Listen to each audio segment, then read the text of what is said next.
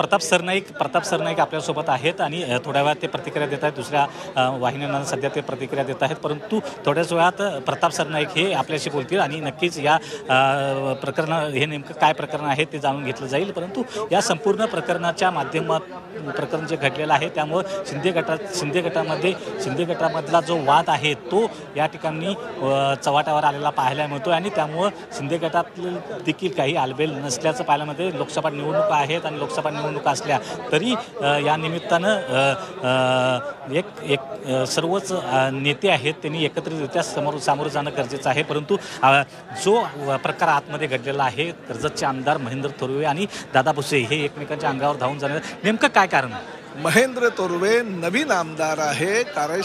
कार्यशैली त्यांची तशाच पद्धतीनं ग्रामीण भागातल्या आमदारांची असते तशी असते.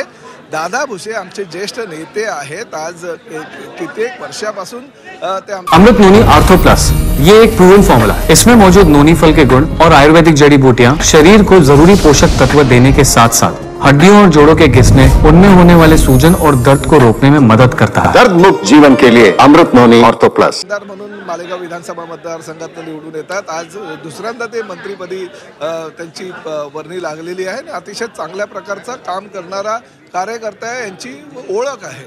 धर्मवीर आनंद दिघे साहेबांचे अतिशय जवळचे शिष्य म्हणून त्यांनी काम केलेलं आहे आणि अशा पद्धतीनं काही धक्काबुक्की वगैरे काही नाही. माझ्या मतदारसंघामध्ये लवकरात लवकर जी कामं आहेत ती कामं व्हायला पाहिजे असं त्यांनी सभागृहाच्या बाहेर आदरणीय मंत्री महोदय दादा भुसे यांना सांगितलं. आणि शेवटी तरुण आहे, पहिली टर्म आहे, यंग म्हणजे जसं तरुण रक्त असतं त्या पद्धतीने त्यांनी सांगितलं की आचारसंहिता लागणार आहे, त्यापूर्वी आमची कामं फटाफट करून द्या. त्या कामासंदर्भात दादा भुसेंना काही कल्पना नव्हती म्हणून त्यांनी फक्त एवढं सांगितलं की आपण या संदर्भात चर्चा करू, अधिकाऱ्यांशी चर्चा करून निर्णय घेऊ. त्यामुळे ते वादविवाद थोडा फार प्रमाणात झाला, परंतु धक्काबुक्की किंवा काही मोठे प्रकार काही घडलेले नाही. त्यामुळे हे काय कौटुंबिक आहे आणि ह्या कौटुंबिक घटना आहेत आणि ह्या कौटुंबिक घटनासुद्धा अशा थोड्याफार प्रमाणात घडत असतात.